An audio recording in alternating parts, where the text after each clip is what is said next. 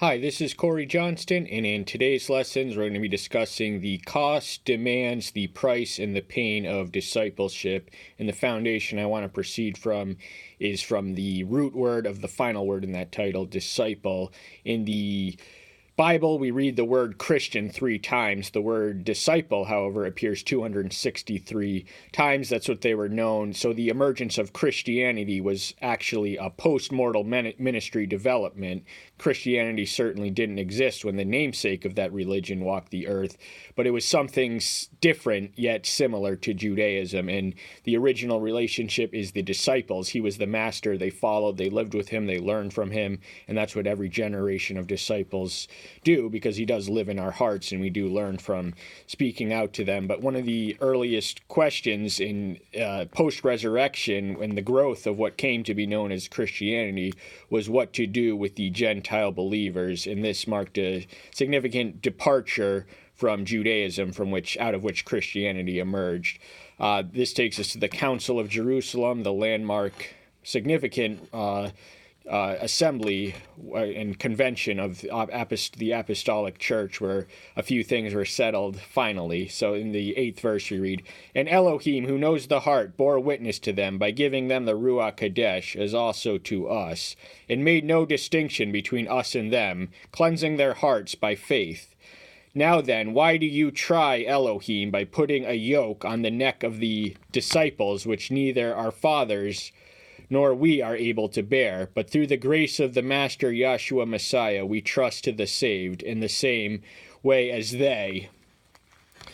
So the presence of the Ruach Kadesh visiting upon that, this was not a normative experience in Judaic culture or tradition or history.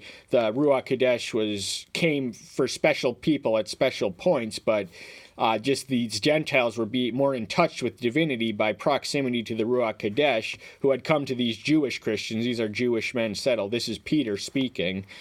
And also, there's no distinction. We bear the same creative fingerprints and origin. The same maker of the Jews is the maker of the Gentiles. So too is the same way to path of salvation, faith and grace. And the yoke upon the neck of the disciples, which neither our fathers nor we are able to bear, is the Mosaic law. So the Mosaic law is antiquated in the new covenant. It still exists and still functions, and I've explained this several times before. You can probably type in Corey Johnston, Matthew 5:17 through 37, raising the bar on the Mosaic law, to discover what I have to say about the continuation and the cessation of the Mosaic law in the new dispensation.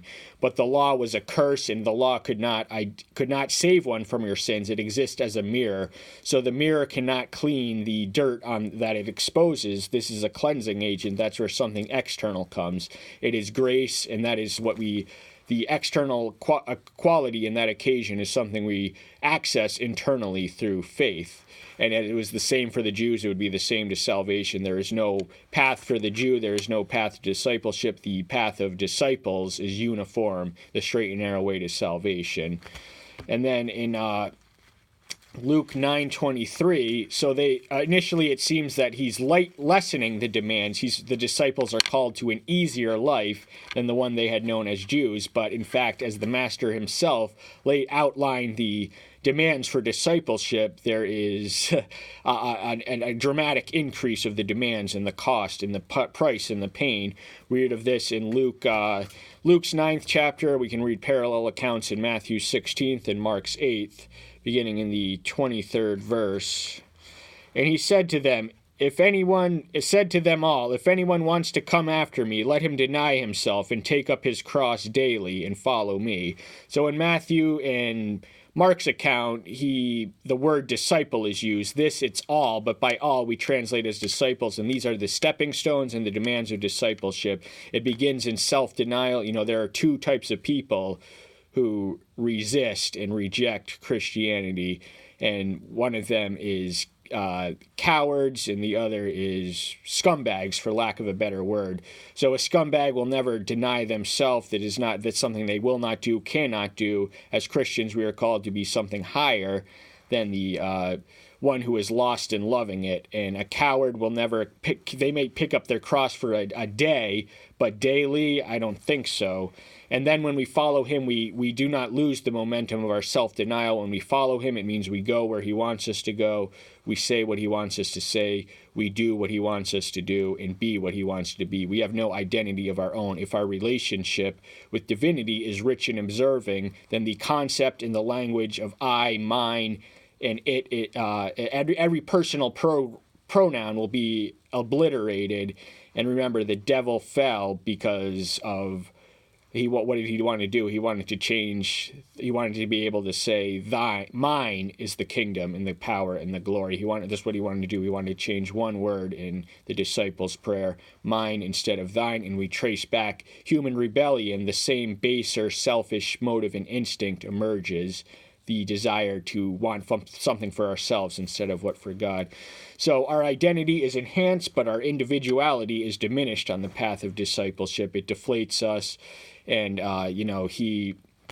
he's taking up the cross daily. That was something literal to the original disciples. The cross was an ever-present reality, and Peter, the one to whom this was given in response to, he had recently arrived at the correct confession, thou art the Son of the living Elohim, and he rejects and resists the notion when the Messiah tells him that he must suffer, and he lays out the demands for discipleship. Peter was his main disciple at this point, but he told them if there was a cross in his life, there would be a cross in yours. And sure enough, Peter eventually did pay the price, same fate. He was hung upside down, according to tradition, because he did not deem himself worthy to die in the parallel manner in which the one he called Master did. And then the demands really take off in the 14th chapter of the same book. We're going to start with 26. If anyone comes to me and does not hate his father and mother and wife and children and brothers and sisters and his own life too, he is unable to be my disciple. So he's not advocating literal hatred for our families. He does bring the division of sword, which divides the father from the son, the mother from the daughter, mother-in-law from son-in-law, et al., etc. So we have to, the love we bear for him, the love that we bear for our families and loved ones has to seem like hatred. We are to love him to that extreme and that devotion and let no one get in the way, not even friends or family or anyone else, not even our own life. If in the 9th chapter, I originally outlined reading this, but I'm doing it for time reasons. He says that anyone who seeks his life shall lose it, and he who loses his life shall find it. So if we value, treasure, and esteem our life on earth above all other things, we will forfeit that which we value most in eternity. That is one of the prices of discipleship.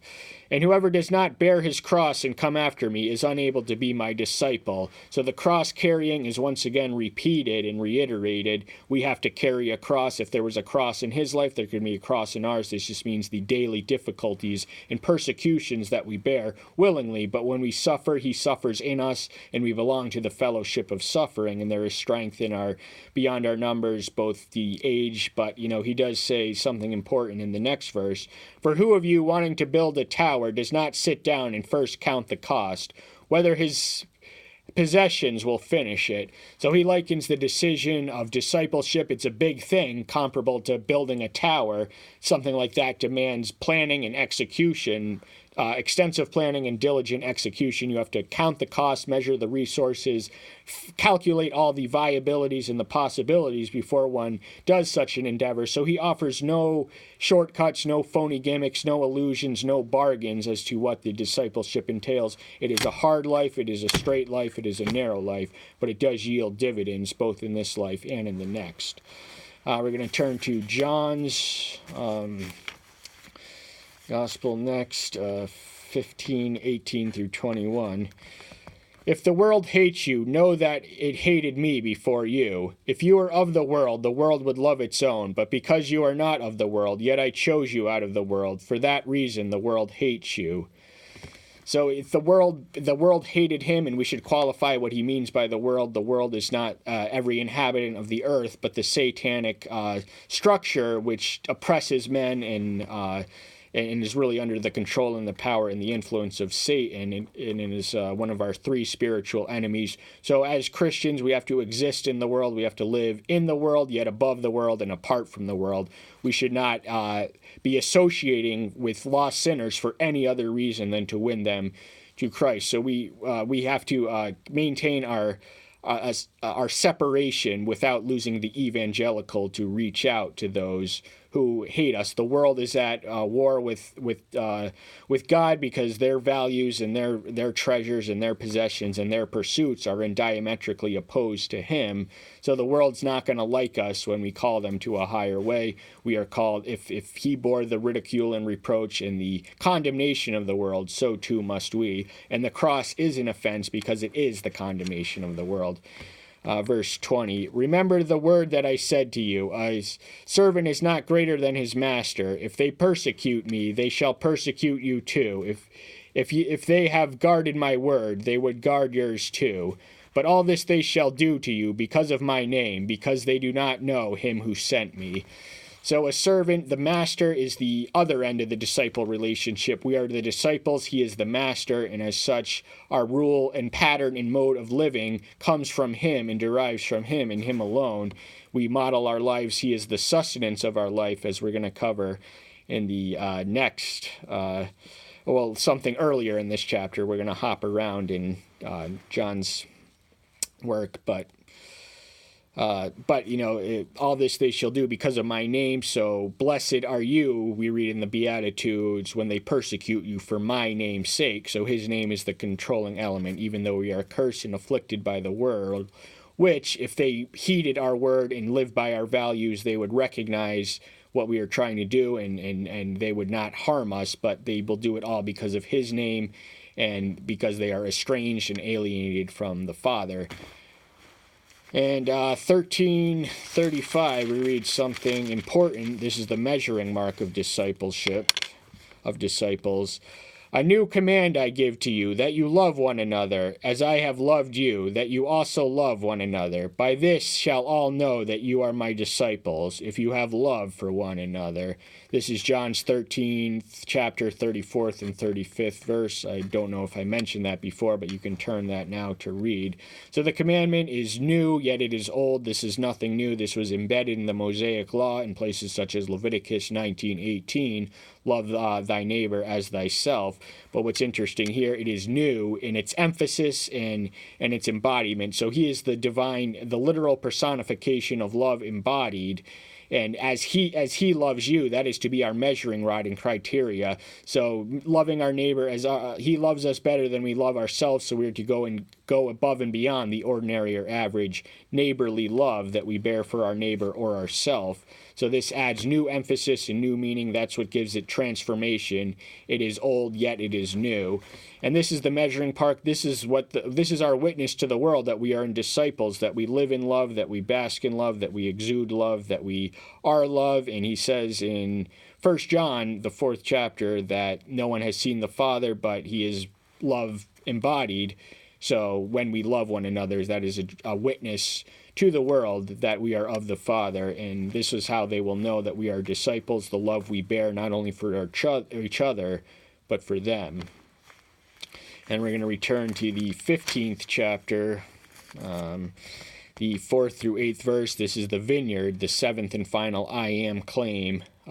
John paints a portrait through 7 pictures of I ams in his gospel, the first of which is the bread of life, 6:35, 6:48, the second of which is the light of the world, 8:12, 9:5, the third of which is the gate to the sheep, 10:7, the good shepherd, 10:11, 14, fifth is resurrection and the life, way, truth, and life is 14:16, and then the final one is the vine. He is the vine, and the Father is the husbandman or gardener. So by the analogy, we are the branches of the vine. He is the vine which is tended by so we can only be fruitful in as much as we abide in him. We have no life or existence apart from the source of our sustenance and nourishment and health and growth. Stay in me and I in you. As the branch is unable to bear fruit of itself unless it stays in the vine, so neither you unless you stay in me. So our lives are wholly detached on the the one to whom we are attached to, in as much as a branch, when it breaks off of anything, it is useless, it is dead, it is inanimate, and so too will be sapped of spiritual vitality and sustenance and substance when we depart from the one we attach ourselves to now. So unless you stay in me, unless is the imperative. So that unless is a life or death situation, life or death context, because apart from him we have no spiritual or eternal life. I am the vine, you are the branches. He who stays in me, and I in him, he bears much fruit, because without me you are unable to do naught. So apart from him we are capable of nothing. And can atheists perform works of good? Yes, of course they can. But, it is through the grace in them which they deny that they are able to perform those works. So apart from the source of all goodness, no goodness exists in the universe. And he outlines the relationship, the division of labor is the Father is the husbandman, he is the vine, we are the branches, we are attached to the one who is sent by the Father to give us substance and spiritual nourishment. But there's a warning in the 6th verse. If anyone does not stay in me, he is thrown away as a branch and dries up, and they gather them and throw them into the fire, and they are burned.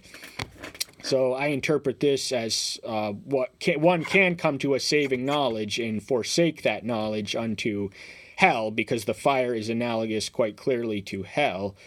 And if you are in the vine and then out of the vine, you are useless and you are dead and inanimate. So the consequences of forsaking the faith after coming to a saving awareness and knowledge of it are, you're better off if you sinned your way to hell in ignorance than if you forsook the way that you one time had an understanding of. This is communicated in passages such as Hebrews 10, 26, 27, and 2 Peter 2, 20, 21. If you stay in me and my words stay in you, you shall ask whatever you want, and it shall be done for you. So if we are staying in him, we will not have that trace of selfishness. Remember the first stepping stone, self-denial in discipleship.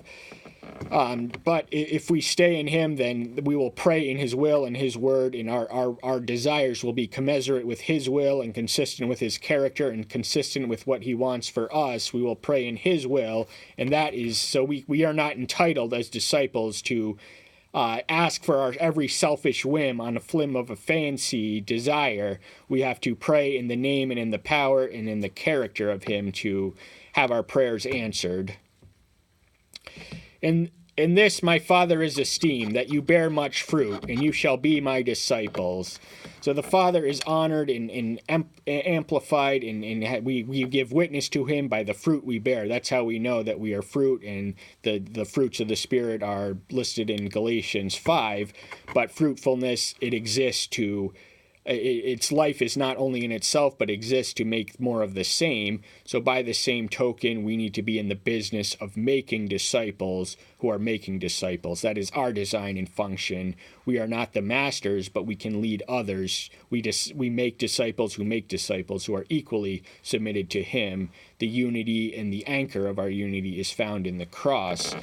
And then we read of the Great Commission in Matthew's 28th chapter, verses 19, 18, and 20. And Yahshua came up and spoke to them, saying, all authority has been given to me in the heavens and on the earth. The them is once more the disciples present at his resurrection. These are his parting words, the final verses in Matthew's account. So this is what he says before he ascends to heaven. He delegates his authority, and he commissions them to, therefore, go and instruct all the nations, baptizing them in the name of the Father and of the Son and of the Ruach Kadesh. So instruct is this translate, but I think the more familiar one is make disciples of all the nations. But instruction is imperative and foundational to proper and honorable discipleship. We have to teach what we have been taught and eventually lead them to a relationship where they can be taught by personal proxy of encounter with the one whom we evangelize. And the baptize, this is grammatically accurate. There is no strictly speaking it would be grammatically accurately to refer to the Trinity in plurality. They are one in the sense. So the name is grammatically accurate. It's not names, but name. So the Father, the Son, and the Spirit, they are one in unity, if not exactly one and the same. Verse 20, teaching them to keep all that I have commanded you, and see, I am with you always until the end of the age.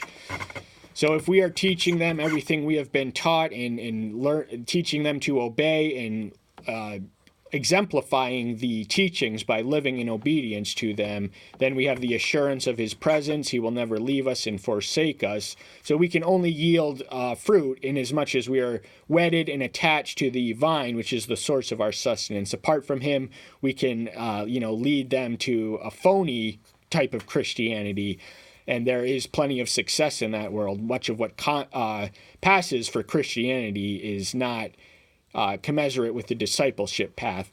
So we feel the foundation and the defining point of Christianity should be what the Master says about disciples, because before Christians there were only disciples, and Christians remain disciples, true Christians. And in same book, chapter 9, verses 37, 38.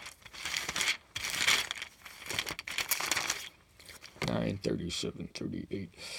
Then he said to his disciples, the harvest truly is great, but the workers are few. Pray then that the master of the harvest should send out workers to his harvest.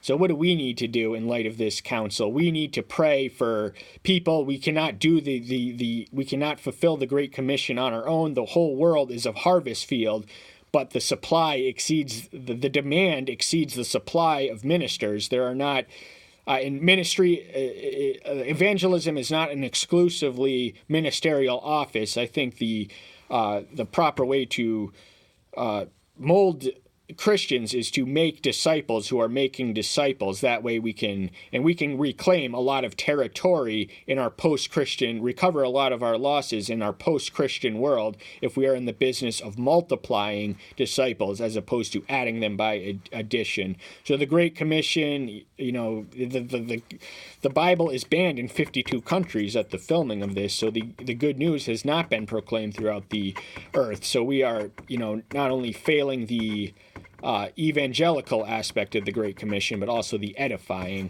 But we do witness the effective evangelism throughout the book of Acts, and with the exception of one verse in Isaiah and the Gospels, and all the references to discipleship appear in the Gospels and the Acts. So it is in these 5 books that the word does not appear henceforward, but it's also in Acts where we read their evolution to Christians. But in the day of Pentecost, this, for all intents and purpose, marks the birth of the church, and by connection, Christianity, or what came to be called Christianity, in the final verse we're going to cover from this book.